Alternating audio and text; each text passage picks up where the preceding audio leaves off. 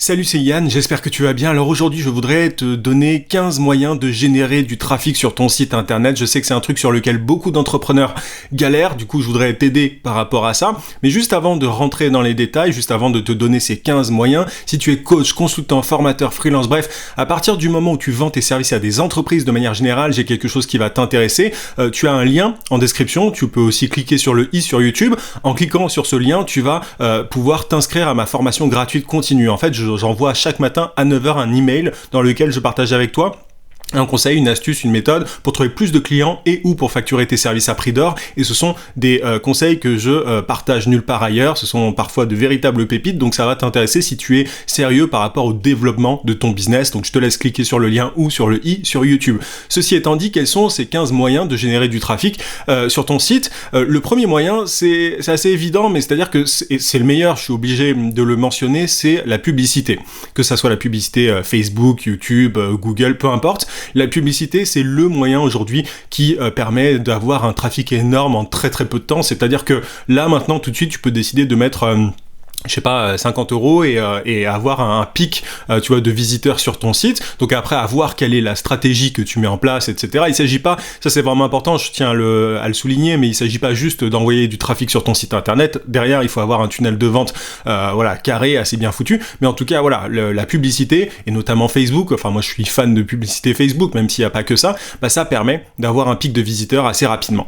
Deuxième moyen, publier du contenu. Alors ça paraît évident, mais tu vois, par exemple, moi sur YouTube, qu'est-ce que j'ai fait notamment au début de cette vidéo, je t'ai renvoyé vers un lien. Donc là, je sais que je renvoie du trafic vers un lien spécifique et ce lien, il est sur mon site internet. Enfin, il est lié à mon site internet. Donc le fait de publier du contenu, et je te parle de YouTube, mais c'est pareil partout, tu vois, ça peut être sur Facebook, ça peut être sur Twitter, ça peut être peu importe, tu peux faire des appels à l'action assez réguliers vers ton site internet, vers un lien spécifique, et tu vas forcément avoir des gens qui vont cliquer, un certain pourcentage, en tout cas des gens qui consomment le contenu, vont cliquer sur le lien, ce sont souvent ceux qui sont les plus intéressés, ceux qui veulent approfondir le sujet, et du coup, voilà, c'est plutôt pratique, donc si tu peux créer du contenu régulièrement, fais-le, mets en place cette routine, et si tu conjugues à la fois publicité et création de contenu, c'est le top. Troisième moyen, c'est une petite astuce plutôt, tu vois, il s'agit de travailler tes titres pour donner envie de cliquer. Alors, tu vois, je pourrais prendre l'exemple des médias, les médias font beaucoup ça, parce qu'ils ont intérêt à ce que les gens cliquent, et tous les médias, tu vois, et c'est pas une critique, c'est-à-dire que c'est quasi obligatoire aujourd'hui de faire ça, il faut attiser la curiosité, etc. Donc travaille tes titres. Je vois beaucoup de gens qui, tu vois, par exemple un article de blog, je vois beaucoup de gens qui ont des titres d'articles qui sont pas forcément très sexy, très intéressants, et du coup je t'invite à travailler sur ces titres, parce que quand tu vas par exemple publier tes articles sur Facebook, tu vas avoir plus de gens qui vont cliquer, et si tu boostes ton article via de la publicité, ça va encore mieux marcher si tu as un titre qui donne envie de cliquer. Alors après, évidemment, il y a une limite, c'est-à-dire qu'il faut pas non plus faire de putaclic, tu vois, il s'agit d'avoir un contenu qui est cohérent par rapport au titre, ne fait pas un contenu qui n'a rien à voir avec le titre, mais voilà, il faut trouver un équilibre et donner quand même envie aux gens de cliquer, c'est un job à part entière, mais c'est extrêmement important, et ça peut vraiment augmenter tes résultats, enfin voilà, te permettre de générer beaucoup plus de trafic qu'à l'heure actuelle. Quatrième moyen, il s'agit de viser des mots-clés de longue traîne. Alors les mots-clés de longue traîne, alors c'est quoi un mot-clé, tu vois, par exemple, si tu as envie de te placer, je caricature, je fais assez vite, mais si tu as envie de te placer sur un mot-clé, sur un article, enfin pour être référencé sur un mot-clé particulier, tu as intérêt à mettre ce mot-clé dans ton titre, dans ton article, bref, un peu partout sur ton article, quoi. Et si tu vises des mots-clés un peu court, tu vas avoir une grosse compétition, il y a une grosse concurrence, c'est très difficile de se placer sur des mots-clés courts aujourd'hui. Enfin, il y a énormément de gens qui se sont déjà bien référencés sur des mots-clés un peu courts. Donc les mots-clés de longue traîne peuvent être un moyen de sortir du lot, c'est simplement des mots-clés un peu plus longs. Tu vois, par exemple, trouver des clients, si je mets trouver des clients sur Facebook, c'est un mot-clé de longue traîne. Un mot-clé, c'est trouver le mot-clé, c'est trouver des clients, et le mot-clé de longue traîne, c'est trouver des clients sur Facebook. Là, pour le coup, c'est un mot-clé de longue traîne, et en fait, t'as moins de concurrence, t'as moins de compétition sur le mot-clé de longue traîne, trouver des clients sur Facebook, que juste sur trouver des clients. Donc t'as intérêt à te placer sur des mots-clés de longue traîne et à en trouver plein dans ta thématique à toi. Là, je t'ai donné un exemple, mais faut trouver un exemple pour toi. Donc ça, c'est une petite astuce aussi, mais qui est vraiment importante, et pour le coup, ça vaut pour ton site internet, mais aussi sur YouTube, enfin tous les produits Google, entre guillemets, finalement, et pas que, je pense. Cinquième moyen que je voulais traiter avec toi, c'est utiliser ta newsletter. Alors, ça peut paraître un peu bête, mais c'est-à-dire que, tu vois, moi, par exemple, j'utilise ma newsletter pour envoyer du trafic sur mes vidéos YouTube. Alors, c'est pas sur mon site internet, mais tu peux faire exactement la même chose sur ton site internet. Tu peux utiliser ta newsletter et renvoyer tes abonnés vers ton site internet, et ça te permet d'avoir des pics tu vois, de visiteurs assez intéressants qui peuvent être profitables sur le long terme, parce que bah voilà, Google va se rendre compte que t'as des pics, etc. Enfin voilà, t'as pas mal de gens pendant une courte période de temps qui arrivent sur ton site internet, donc ça peut aider au niveau du référencement, même si je suis pas spécialiste personnellement du référencement, mais en tout cas je sais que ça aide. Mais utilise ta newsletter, ça permet vraiment de booster ton trafic en un court laps de temps et sans payer quoi que ce soit, ce qui est assez pratique. Sixième moyen, faire des articles invités, en fait, c'est-à-dire que tu vois, si tu connais des médias, des blogs par exemple référents dans ton secteur, tu peux demander à la personne qui gère ce blog d'écrire un article pour lui, pour elle, pour cette personne, gratuitement, et derrière tu demandes s'il y a moyen de mettre ton lien dans ta signature, tu vois, par exemple en dessous de ton prénom et de ton nom, en signant ton article, tu vas pouvoir mettre ta signature, et il y a un certain pourcentage des gens qui vont cliquer sur ton lien et donc éventuellement aller sur ton site. Donc ça, c'est pas forcément le truc le plus rapide, mais c'est un bon moyen quand même de générer du trafic sur ton site internet. Septième moyen, inviter des gens pour écrire sur ton site. Alors là, c'est un peu l'inverse, tu vois, c'est la stratégie opposée, c'est-à-dire que tu vas demander à d'autres experts d'écrire sur ton site internet, et en fait, ce qui va se passer, c'est que éventuellement, ils vont partager, eux, le lien de l'article qu'ils ont écrit sur ton site, et du coup, bah, ça te permet d'avoir du trafic, en fait, tout simplement. C'est exactement la stratégie opposée à ce que je viens de te dire auparavant, mais là tu utilises entre guillemets, enfin voilà, tu fais appel à des experts pour qu'ils renvoient eux sur ton site, parce que voilà, ils partagent forcément naturellement l'article qu'ils ont écrit. Huitième moyen, interviewer des experts, des gens, faire un podcast en fait finalement, ça te permet c'est un peu la même idée, c'est-à-dire qu'en interviewant des gens sur ton podcast, qu'est-ce qui va se passer ? Bah, ces personnes-là vont partager éventuellement le podcast auprès de leur réseau, et si dans la description de ton podcast tu mets ton site internet et différents liens, tu vas pouvoir générer plus de trafic comme ça. Il y a plein de podcasts qui ont grossi comme ça en invitant plein de gens. D'ailleurs, parfois, voilà, c'est un peu le bordel, mais ils invitent plein de gens, tu vois, à droite à gauche, et à la fin, bah du coup, ça leur permet d'augmenter leur visibilité, et puis notamment le trafic sur leur site internet, parce que tout le monde partage, tout le monde est fier d'avoir été interviewé, et tout le monde partage du coup le podcast, et forcément il y a des gens qui cliquent derrière.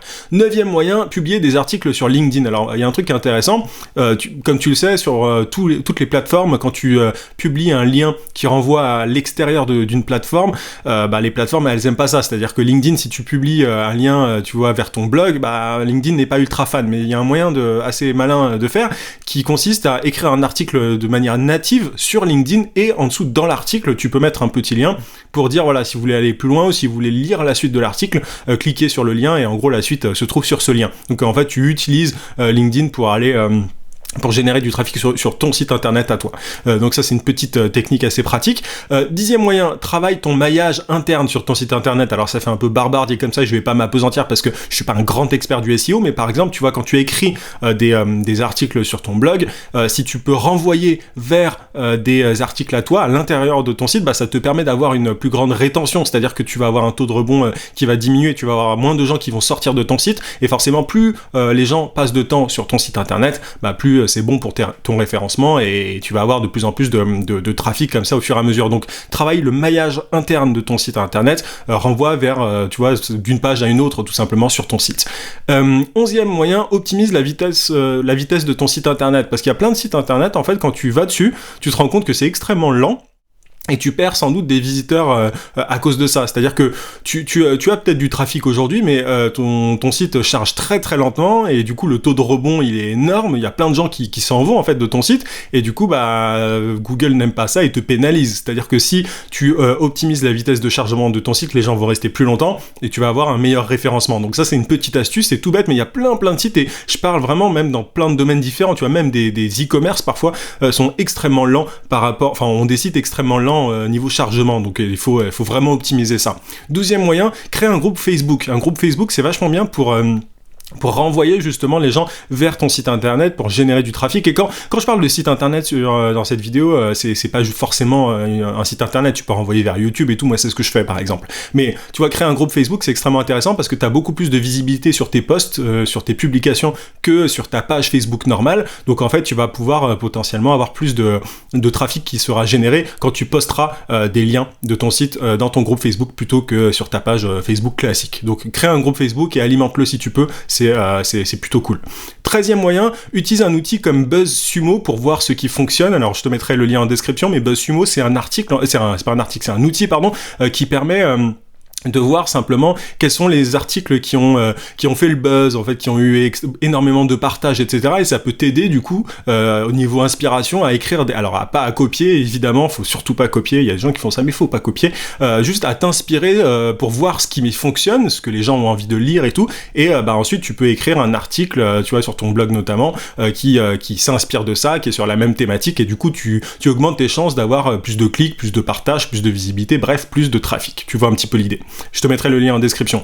14e moyen, propose des ressources gratuites. Alors on appelle ça un lead magnet, peu importe, il y a plein de noms pour ça, mais en gros, si tu crées un PDF, une vidéo gratuite, etc., et que tu la mets en téléchargement sur les réseaux sociaux, tu vas avoir souvent pas mal de gens qui vont être intéressés. Enfin, si ça intéresse ton marché, si ça intéresse ta cible, tu vas avoir pas mal de gens qui vont cliquer sur le lien et tu vas pouvoir générer du trafic comme ça, en plus de récupérer les emails des gens finalement pour pouvoir entretenir la relation sur le long terme. Donc ça, propose des ressources gratuites autant que tu le peux, téléchargeables ou pas d'ailleurs. Et enfin, dernier moyen pour générer du trafic sur ton site, c'est tout simple, c'est tout bête, et c'est un truc que je fais moi notamment pour mes vidéos YouTube, c'est utiliser les stories Instagram. C'est-à-dire que dès que tu as un article qui sort, ou une vidéo qui sort, ou peu importe, tu peux faire alors il faut avoir plus de 10 000 abonnés sur Insta, mais tu vas pouvoir en fait mettre le lien de ton site, et les gens, quand ils vont swiper vers le haut, ils vont pouvoir aller visiter ton site. Donc c'est extrêmement pratique, et il faut savoir que les stories sur Instagram aujourd'hui sont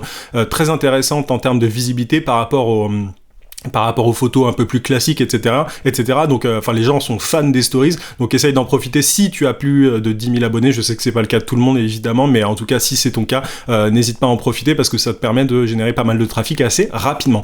Donc voilà pour ces 15 moyens de générer du trafic sur ton site ou ailleurs, d'ailleurs, hein, tu l'as compris. J'espère que ça t'a été utile, j'espère que ça t'a plu. Si c'est le cas, n'hésite pas à mettre un gros pouce et à t'abonner à la chaîne si c'est pas déjà fait. Je te souhaite plein de succès, et je te dis à très très vite, à plus.